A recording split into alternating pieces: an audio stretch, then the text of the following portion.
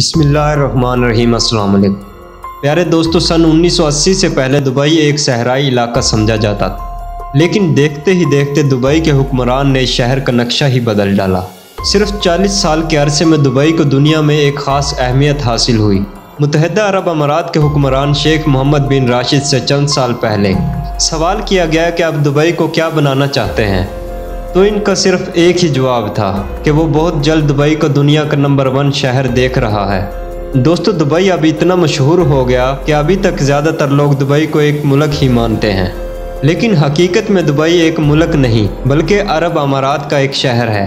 यही वो शहर है जिसमें दुनिया की बुलंद तरीन इमारत बुर्ज खलीफा मौजूद है, और हर साल लाखों लोग इस शहर को देखने के लिए दुबई का विज़िट करते हैं। लेकिन अब ऐसा लगता है कि दुबई के हुक्मरान इस शहर में मौजूद दुनिया की बुलंद तरीन इमारत बुर्ज खलीफा को देख देख कर इससे दिल भर चुका है। इसलिए अब मोहम्मद बिन राशिद बुर्ज खलीफा से ऊंची इमारत तामीर कर रहे हैं, जिसका नाम दुबई क्रैक टावर रखा गया है। ऐसे ही वो दुबई की अपनी ही ऊंची इमारत का रिकॉर्ड तोड़ने वाला है। कहा जाता है कि इस इमारत को 2021 के आखिर तक तैयार कर लिया जाएगा। दुबई क्रैक टावर नामी इस बुलंद तरीन इमारत पर $1 अरब यानी 1 खरब 15 अरब 60 करोड़ पाकिस्तानी रुपए की लागत आएगी। दुबई हुकूमत के मुताबिक इमारत पर तामीराती काम मौजूदा टारगेट से 2 माह आगे जा रहा है। इसीलिए उम्मीद की जा रही है कि शायद इस टावर का इफ्तिताह वक्त से पहले ही कर दिया जाए। दुबई क्रैक टावर की हकीकी ऊंचाई अभी तक राज में रखी गई है। गो कि ये बात तो तय है कि दुबई की बुलंद तरीन इमारत बुर्ज खलीफा को पीछे छोड़ देगी। इसका संगे बुनियाद 1 साल पहले मोहम्मद राशिद ने अपने हाथों से रखा था, जबकि क्रैक टावर की 200 से ज़ायद मंजिलें होंगी। दोस्तों, इसके अलावा दुनिया में सिर्फ एक ही 7 स्टार होटल है, और वो भी सिर्फ दुबई के हिस्से में आया है। इन 321 मीटर की बुलंदी के साथ बुर्ज अल अरब दुनिया का सबसे बुलंद होटल है।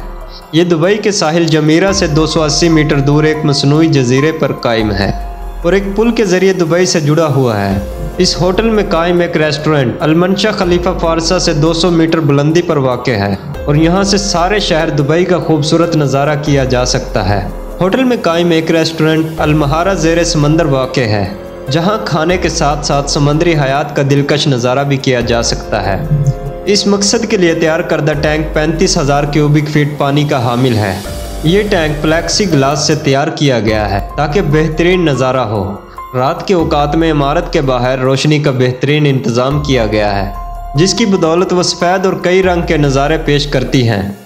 इस होटल के मनसूबा साज और इंजीनियर्स एक बरतानवी कंपनी थी, जबकि होटल जनूबी अफ्रीका के तामीराती इदारे मरी एंड रॉबर्ट्स ने तैयार किया है। आपको बताते चलें कि होटल की तामीर के बाद एक बहुत बड़ा मसला खड़ा हो गया था कि दूर से ये अजीम स्लेब की मानिद नज़र आता है, और मकामी आबादी का कहना था कि बरतानवी माहिरीन तामीरात ने एक मंसूबे के तहत ऐसा डिज़ाइन तैयार किया है। लेकिन फिर आहिस्ता आहिस्ता ये मसला हल हो गया।